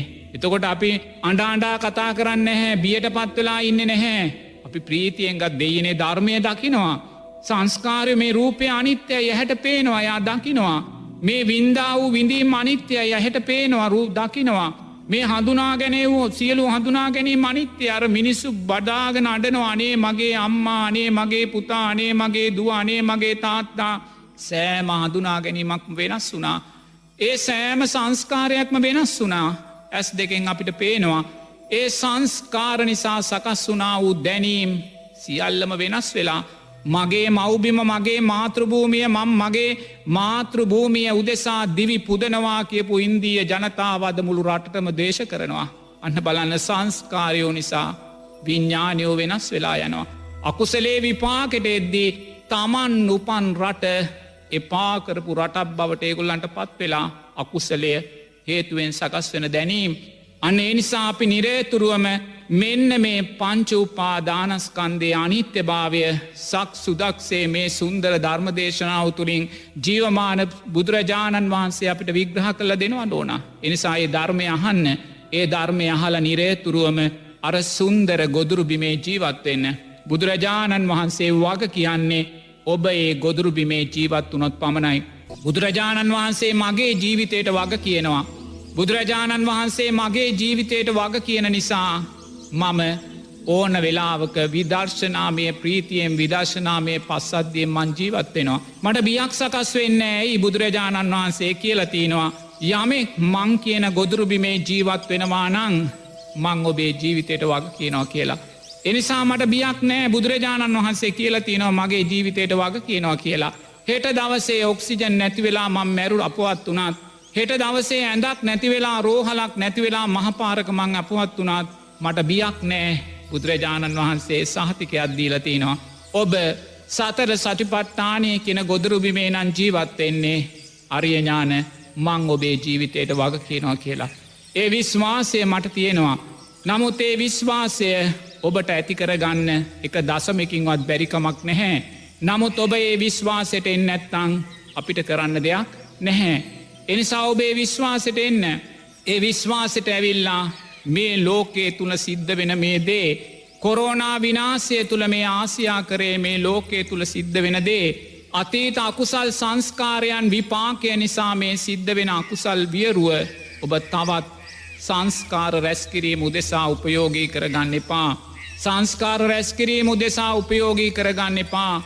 මේ වෙන්න වූ වියරුව සංස්කාර වියරුව ඔබ සංස්කාරයන්ගේ නිරෝධය උදෙසාම යොමු කරගන්න. නිරෝධය උදසාම යොමු කරගන්න. මරණානුස්සතිය ජීවිතයට එකතු කරගන්න. බුදුරජාණන් වහන්සේ දේශනා කරන ඔබට ආයුෂ දීර්ඝ කරගන්න තියෙන සුන්දර භාවනාවත්තමයි මරණානුස්සතිය කියන්නේ. ඔබට ජීවත්වෙන්න අවශ්‍යනං ඔබට කොරෝනාවෙන් මිය නොයා ජීවත්වෙන්න අවශ්‍යනං කොරෝනා අකුසලය ඔබේ ජීවිතයට එන්න අවස්ථාව නොදී නිරෝගීවින්න අවශ්‍යනං අන්න බුදුරජාණන් වහන්සේ දේශනා කරනවා සතර එර්දිපාද වැඩෙන සුන්දර භාවනාවත්තමයි මරණ අනුස්සතය කියන කියලා. එනිසා මේ මොහොතේ ඔබේ ජීවිතය මරණය කිට්ටුවට ගන්න. මරණය කිට්ටුවට ගන්න ජීවිතය මරණයෙන් ඇතරදාන්න එපා. අනාගත පංචුපා දානස්කන්ද බලාපොරොත්තු තුළ හිරවෙලා ජීවත් වෙන්න එපා. හදිස්සියේ මලත් විනාසයටමයි යන්නේ. එනිසා මරණය ඔබේ ජීවිතය කිට්ටුවට ගන්න. මරණය ජීවිතය කිට්ටුවට ගනිද්දී ඔබ ධර්මයට ගොඩක් ලං වෙනවා. ඔබ මරණය ජීවිතයට ඈතට දානවනං මරණ බයෙන් ජීවත් වෙනවනං අනේ මටනං මරණය එන්න එපා කොරෝනාව එන්න එපා කියා විසරුණු හිතෙන් ඔබ ජීවත් වෙනවනම් බියෙන් ජීවත් වෙනවනං ඔබ මරණය ඔබේ ජීවිතෙන් ඈතට දානවා. ඔබ මරණය ඔබේ ජීවිතෙන් ඈතට දාන්න ඔබ අධර්මයට ලංවෙච්ච කෙනෙක් බවටයි පත්වෙන්නේ. මරණය ජීවිතය කිට්ටුවට ගන්න. මරණය ජීවිතයට කිට්ටුවට ගන්න දෑස් දෙක පියාගෙන දකින්න ඔබේ ජීවිතය මලකඳක් කරලා නුවනින් දකින්න. ඔබේ ජීවිතය මලකඳක් කරලා නුවනින් දකින්න. අර පොලිතින් නුරේක ඔතලා මහත්තුරු 4-5 දෙනෙක් ඔසවාගෙන ගිහිල්ලා අර ආදාහනේ දාලා පුච්චනවා නුවනින් දකින්න. මරණානුස්සතිය ජීවිතය කිට්ටුවට ගන්න. මේ ජීවිතය නිත්‍ය වූ සංස්කාරයක් නෙමේ සංසාරයේ අතීතේ මං මැරුණ වෙලාවේ මං ගොඩ ගැහ්වා වූ මලකඳන් ගොඩ නුවනින් දකින්න.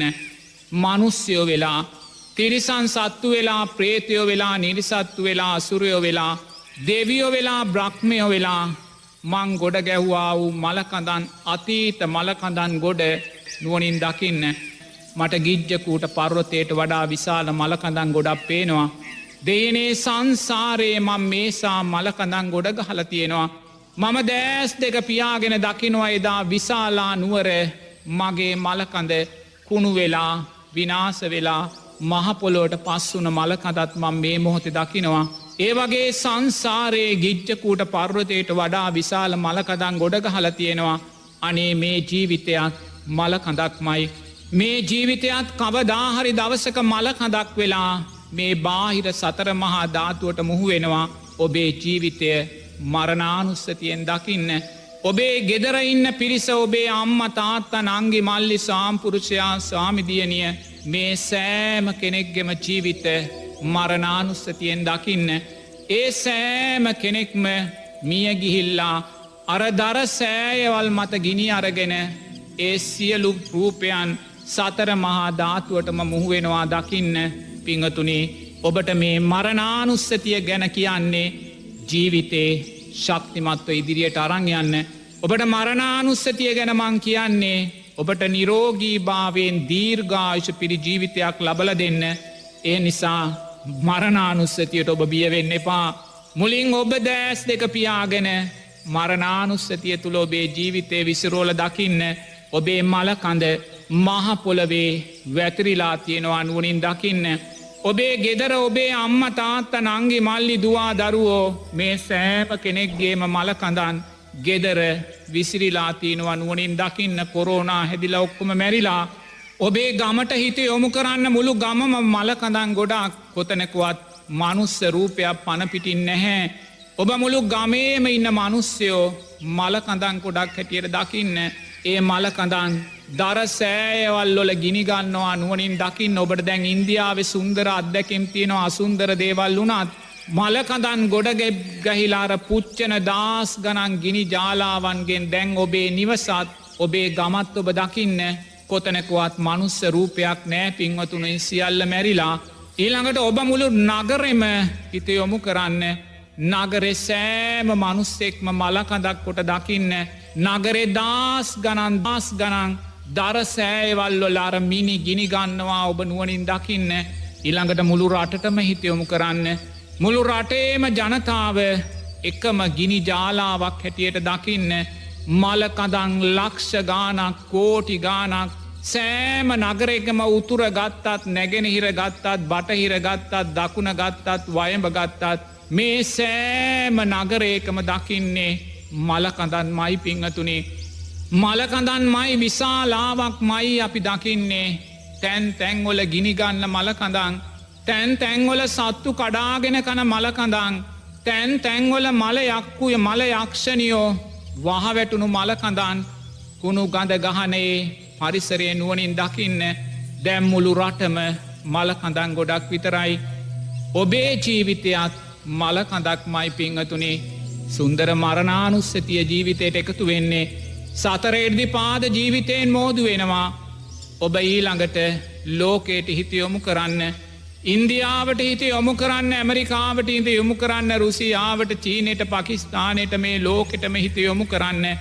ඒ සෑම තැනම මලකඳන් ගොඩක් ඔබ දකින්නේ.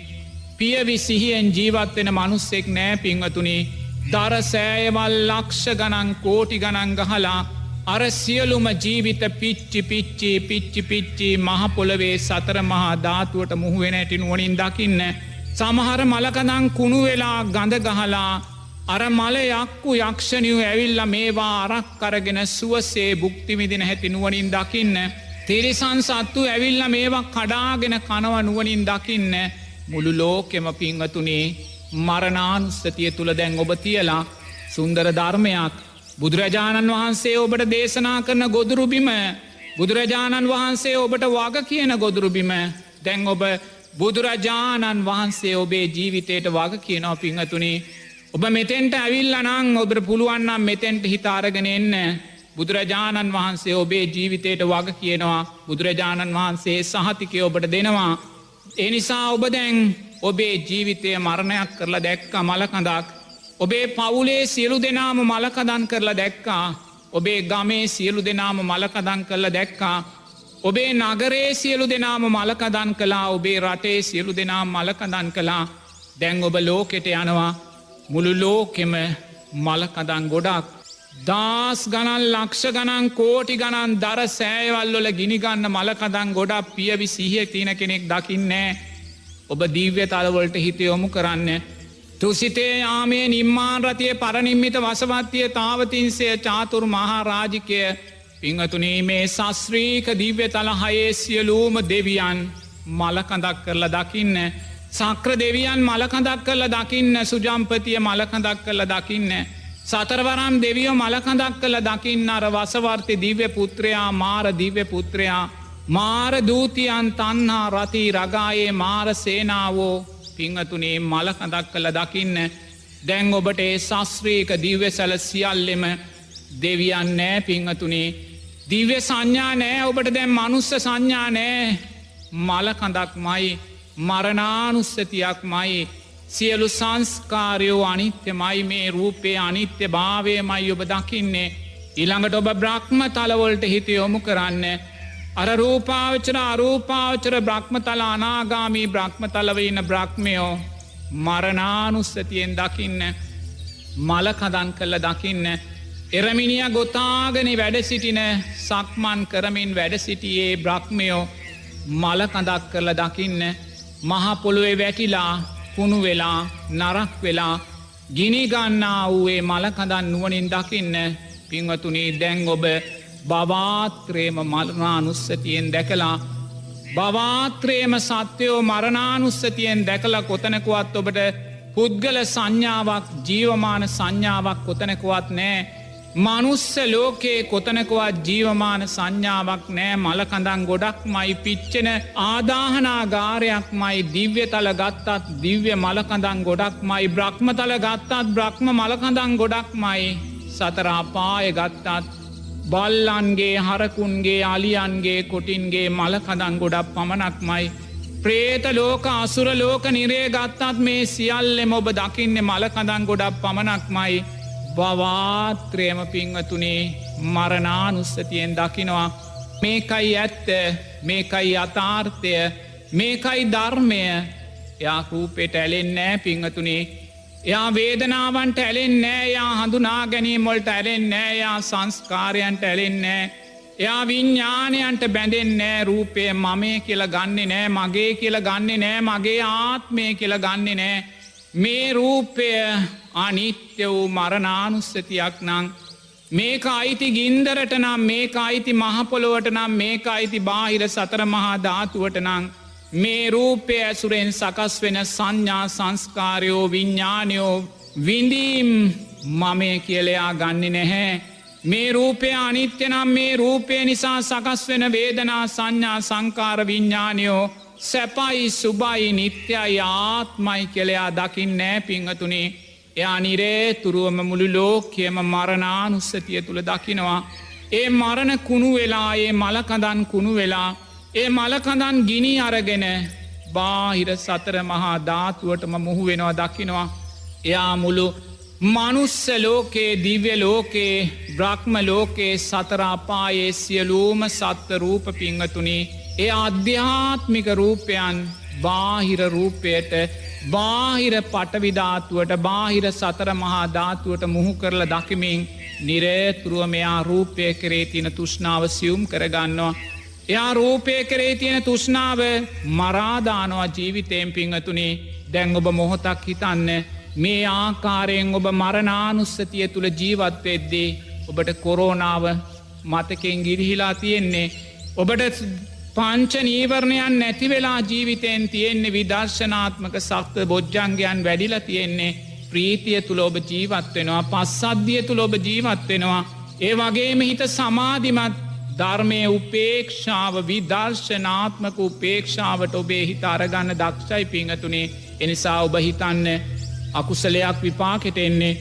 අකුසලේ විපාකට එන්නේ බුදුරජාණන් වහන්සේගේ වරදින්නෙමේ ධර්මරත්නයේ වරදින්නෙමේ සංගරත්නයේ වරදින්නෙමේ ඔබ බුදුරජාණන් වහන්සේට අතීතයේ අකීකරුණ නිසාමයි. ඔබට මේ අකුසලේ විපාකට එන්නේ බුදුරජාණන් වහන්සේ ඔබට දේශනා කරපු ගොදුරුබිම ඔබ හැරගිය නිසාමයි. එනිසා මේ අකුසලේට තෙරුවන් වර්ධකරු නෙමේ. මේ අකුසලේට සංඝයා වරදුකරු නෙමේ ධර්මය වර්ධකරු නෙමේ. මේ අකුසලය වර්ධකරු ඔබමයි. එනිසා ඔබ නිවැරදි වෙන්න මාර්ගය මේ මොහොතෙත් තියෙනවා විවරව. එනිසා කරුණා කර මේ බුදුරජාණන් වහන්සේ ඔබේ ජීවිතයට වග කියන බුදුරජාණන් වහන්සේ ඔබේ මරණයට වග කියන බුදුරජාණන් වහන්සේ ඔබේ ධර්මානුකූල සැපේට වග කියන බුදුරජාණන් වහන්සේ ඔබේ ඇලීම් ගැටීම් මොලින් තොර උතුම් විදර්ශනාත්මක උපේක්ෂාවට වග කියන මේ ගොදුරුබිමට ඔබ එන්න මරණානුස්සතියෙන් මුළු ලෝකෙම දකින්න අනිත්‍ය උදේ අනිත්‍ය හැටියට දකින්න මරණයට අයිතු උදේ මරණය හැටියටම දකින්න සංස්කාරයන්ගේ කුරිරි ස්වභාවය සංස්කාරයන්ගේ කුරිරි ස්වභාවය හැටියට දකිමින් පින්වතුනි අකුසලයට ලෝකයේ තිබෙන්න හැරලා ඔබ කුසල් අකුසල් දෙයාකාරයේ සංස්කාරයන්ගේ මිදී බුදුරජාණන් වහන්සේගේ ඇකේ උපන් සුන්දර දරුවෙක් වෙන්න කියන කාරණය තමයි මෙවැනි ව්‍යාසනයන් තුළින් බුදුරජාණන් වහන්සේගේ ශ්‍රාවකයෙක් හැටියට අපිට කියන්න තියෙන්නේ නෝනා. අපේ ස්වාමීන් වහන්ස එළඹෙන සතියේදී බුදුරජාණන් වහන්සේගේ ත්‍රිමංගල්‍යයන් සැමරුම එළඹෙනවා. අපේ ස්වාමීන් වහන්ස මේ වෙසක් උත්සවයත් අප සිතූ ලෙස සමරන්නට අපට හැකිවන්නේ නැහැ. මේ පිළිබඳ ධර්මානුකූල පැහැදිලි කිරීම ඔබ වහන්සේගෙන් දැනගන්නට අපි කැමතියි. මේමයි දරුවෝ දැන් ඔබ මතක් කළේ දැන් ලබන සතියේ ලෞතුරා බුදුරජාණන් වහන්සේගේ උත්තරීතර තෙමගුල සිද්ධ වෙච්ච වෙසක් මංගල්‍යයක් උදා වෙනවනේ නේද? ඉතින් ඒ වෙසක් මංගල්‍ය උදා වෙද්දී මට පහුගිය ගෙවී ගිය වෙසක් මංගල්‍යයන් දෙකම සිහි වෙනවා. ඒ වෙසක් මංගල්‍යයන් දෙකම අපි ධර්ම දේශනා පැවැත්වෙත් ආයතන ඇතුලේ අපිට එළියට යන්න පුළුවන් කමක් තිබ්බේ නැහැ. පින්වතුන්ලාට පහුගිය වෙසක් අවුරුදු දෙකේම පාස්කු බෝම්බ නිසා එක වෙසක් උලලක් නැති වුණා. දැන් පසුගිය අවුරුද්ද වෙසක් කාලයේ කොරෝනාව නිසා දැන් මේ තුන්වෙනි අවුරුද්දත් වෙසක් උත්සවයේ අපිට කොරෝනාව නිසා හිමි වෙන්නයි යන්නේ. තේරෙනවද? ඒ නිසා අපි දකින්න ඕනේ අපේ අකුසල් නම් එසේ මෙසේ අකුසල් වෙන්න බෑ. අපි නිහතමානී වේක දකින්න ඕනේ. නිහතමානී වෙන්න. නිහතමානී නැත්තම් අපිට ඒක දකින්න බෑ. මේ සුන්දර ලෝතුරා බුදුරජාණන් වහන්සේගේ උතුම් තෙමගුල සිදුවෙච්ච ඒ උත්තරීතර වෙසක් පොහොයවල් 3ක් සමරන්න. ඒ උත්තරීතර වෙසක් පොහොයවල් 3 නිදහසේ පන්සලට ගිහිලා සිල් සමාදන් වෙලා පන්සලට ගිහිලා පින්කම් කරලා පන්සලට ගිහිලා ප්‍රතිපත්ති ආමිස පූජාවන් කරලා නිදහසේ ගත කරන්න අපිට සංස්කාරයන් විසින් ඉඩ දුන්නේ. හොඳට තේරුම් ගන්න මේ කොරෝනාව විසින් නෙමෙයි ඉඩ නොදුන්නේ. ඒ අර පාස්කු බෝම්බේ අර මුස්ලිම් අන්තවාදී මහත්තුරු නෙමේ ඉඩ නොදුන්නේ. මේ ඉඩ නොදුන්නේ අපේ මකුසල් සංස්කාර. එනිසා කාටවත් ඇඟිල්ල දික් කරන්න එපා. කාටවත් ඇඟිල්ල දික් කළොත් අපිට ඊළඟ අවුරුද්දත් මේ විදියට වෙන්න වේවි. එනිසා අකුසලේ භයානක භාවය දකින්න අපේම අකුසල් වල බලවත් භාවය නිසා අපිම වඩන ලෝභ ද්වේෂ මෝහයන්ගේ බලවත් භාවය නිසා වෙසක් පොහොයවල් 3ක් අවුරුදු 3 අපිට අහිමි වුණා. වග කියයුත්තා ඔබමයි මමමයි වෙන කවුරුත් නෙමේ. එනිසා කරුණා කරලා 4 වෙනි වෙසක් පෝයත් මෙවැනි අවාසනාවන්ත වෙසක් පෝයක් බවට පත් නොකර ගැනීමේ වගකීම ඔබටයි තියෙන්නේ. එනිසා ඔබ දක්ෂ වෙන්න මේ අපිට අහිමි වෙන තුන්වෙනි වෙසක් පෝයේදී ඔබ දක්ෂ වෙන්න අධිෂ්ඨානයක් ඇති කරගන්න. මම මේ වෙසක් පොහොය ඊළඟ වසරේ 2022 වසරේ වෙසක් පොහොය අපිට නිදහසේ සමරන්න පුළුවන් විදිහට අපි මේ වෙසක් පොහොය දවසේ ඉඳන් උතුම් කුසලයේ තුල ශක්තිමත් වෙනවායි කියන අධිෂ්ඨානය පුළුවන් නම් ඇති කරගන්න. මම නම් හිතන්නේ සාර්ථක වෙයි කියලා. තේරෙනවද? නමුත් අධිෂ්ඨානය ඇති කරගන්න. ධර්මය සුන්දරව තියෙනවා, ජීවමානව තියෙනවා. ඔබයි ප්‍රමාද. මම තවත් එක කාරණයක් ඔබට කියනවා. බුදුරජාණන් වහන්සේ දේශනා කරනවා තිරිසන් සතෙකුට දෙන්නා වූ දානේ ආනිසංස 100ක් තියෙනවා කියලා. ඒ කියන්නේ ඔබ තිරිසන් සතෙකුට, බල්ලෙකුට, කපුටෙකුට ඔබ සුවපත් වේවා කියලා මෙස්සිතක් වැඩුවොත් ඔබට ආනිසංස 100ක් තියෙනවා කියලා බුදුරජාණන් වහන්සේ දේශනා කරනවා. එහෙමනම් ඔබ බල්ලෙකුට, පූසෙකුට, කපුටෙකුට, තිරිසන් සතෙකුට ඔබ සිතුවිල්ලකින් ද්වේෂ කළොත් විපාක 100ක් තියෙනවා. හොඳට තේරුම් ගන්න ඕනේ. හොඳ පැත්තට විපාක 100ක් තියෙනවා, වැරදි පැත්තටත් විපාක. බුදුරජාණන් වහන්සේ දේශනා කරනවා දුස්සීල පෘථග්ජනයෙකුට දුස්සීලයි පෘථග්ජනයි මම මේ කාරණාව නැවත පැහැදිලි කරන්න ඕනේ නැහැ. දුස්සීලයි, සීලෙනුත් දුර්වලයි, පෘථග්ජනයි තාම සම්මා දිට්ඨියට ඇවිල්ලා දුස්සීල පෘථග්ජනයෙකුට දෙන්නා වූ දානේ ආනිසංස 1000ක් තියෙනවා. දුස්සීල පෘථග්ජන කෙනෙකුට ඔබ සුවපත් වේවා කියලා හිතුවොත් ආනිසංස 1000ක් තියෙනවා. ඒ වගේමයි දුස්සීල පෘථග්ජන කෙනෙකුට ඔබ ද්වේෂ කළොත් ඒකෙත් විපාකයන් 1000ක්. හොඳට තේරුම් ගන්න. ඊළඟට බුදුරජාණන් වහන්සේ දේශනා කරනවා සිල්වත් පෘථග්ජන කෙනෙකුට. එයා පංචශීලයේ රකින්නවා, නමුත් පෘථග්ජනයි. තාම සම්මා දිට්ඨියට ඇවිල්ලා සිල්වත් පෘථග්ජනයෙකුට දෙන්නා වූ දානේ ආනිසංස 10000ක් තියෙනවා කියනවා. ඒ කියන්නේ සිල්වත් පෘථග්ජන කෙනෙකුට ඔබ සුවපත් වේවා කියලා හිතුවොත් ආනිසංස 10000ක් තියෙනවා. එහෙනම් සිල්වත් පෘථග්ජන කෙනෙකුට ඔබ ද්වේෂ කළොත්, වෛර කළොත් විපාකයන් 10000ක් තියෙනවා. හොඳට තේරුම් ගන්න. මේ ලෝකෙට වෙලා තියෙන දේ හොඳට මැනගන්න පුළුවන් චක්‍රය තමයි මේක. ඊළඟට බුදුරජාණන් වහන්සේ කියනවා සිල්වත් කෙනෙක් ඉන්නවා, එයා සම්මා දිට්ඨියට පත් වෙලා. සිල්වත් ඒ කියන්නේ එයා ඇවිල්ලා සද්ධානුසාරී, ධම්මානුසාරී කෙනෙක්. එතකොට සිල්වත් කෙනෙකුට අපි කරන්නා වූ දෙන්නා වූ දානේ ආනිසංස ලක්ෂයක් තියෙනවා කියලා. එහෙනම් සිල්වත් කෙනෙකුට අපි පංචශීලයේ රැකලා ඉන්න සිල්වත් කෙනෙකුට අපි ද්වේෂ කළොත් විපාකයනුත් ලක්ෂයක් තියෙනවා. පංචශීලය ආරක්ෂා කරන සිල්වත් කෙනෙකුට, ඒ කියන්නේ අපි කියමු සද්ධානුසාරී, ධම්මානුසාරී දෙන්නෙකුට අපි කරන්නා වූ යහපත් දේන් විපාක ලක්ෂයකට වැඩිය තියෙනවා කියන වෙනම් අයහපත් දේත් විපාක ඒ වගේම තියෙනවා. ඊළඟට බුදුරජාණන් වහන්සේ දේශනා කරනවා නෝනා සෝවාන් ඵලයට පත්වෙච්ච කෙනෙකුට ඔබ යම් බත් හැන්දක් පූජා කළොත්, එහෙම නැත්නම් සිතුවිල්ලකින් සුවපත් වේවා කිව්වොත් එහි විපාක මෙපමණයි කියලා කියන්න බෑ. මෙපමණයි කියලා කියන්න බෑ. තේරෙනවද? එහෙනම් සකුරුදාගාමී කෙනෙකුට, අනාගාමී කෙනෙකුට, අරිහත් කෙනෙකුට නෝනා අපි පූජා කරන්නා වූ දානයන්, අපි පතුරන මෙත් සිතේ ආනිසංස මෙපමණයි කියලා කියන්න බෑ. එහෙනම් නෝනා එවැනි කෙනෙකුට අපි කරන්නා වූ චෝදනා, අපි කරන්නා වූ සිත් විදවීම, අපි කරන්නා වූ දේශයන් මෙපමණයි කියලා අපිට ලෝකෙට කියන්න බෑ. සද්ධානුසාරී, ධම්මානුසාරී දෙන්නාට කරන්නා වූ යහපත් දේ විපාකයන් ලක්ෂ කෝටි ගාණක් තියෙනවා කියනවා නම් ඉන් එහාට බුදුරජාණන් වහන්සේ කියන වචනයෙන් කියන්න බෑ. දැන් මේ ලෝකයේ අකුසල් පේනවනේ, මේ නගින්නේ කොහොමද කියලා. නෝනා අපි සිරිසන් සත්තුන්ට කොච්චර හිංසා කරනවද කියලා බලන්නකෝ. එහෙනම් විපාක අර පැත්තෙන් 100ක් තියෙනවනේ.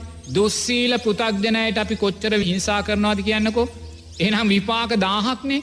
එතකොට සිල්වත් පෘථග්ජන කෙනෙකුට කොච්චර එමෙට වැරදි කරනවද කියලා හිතන්නකෝ. එතකොට අකුසල් 10000ක්නේ.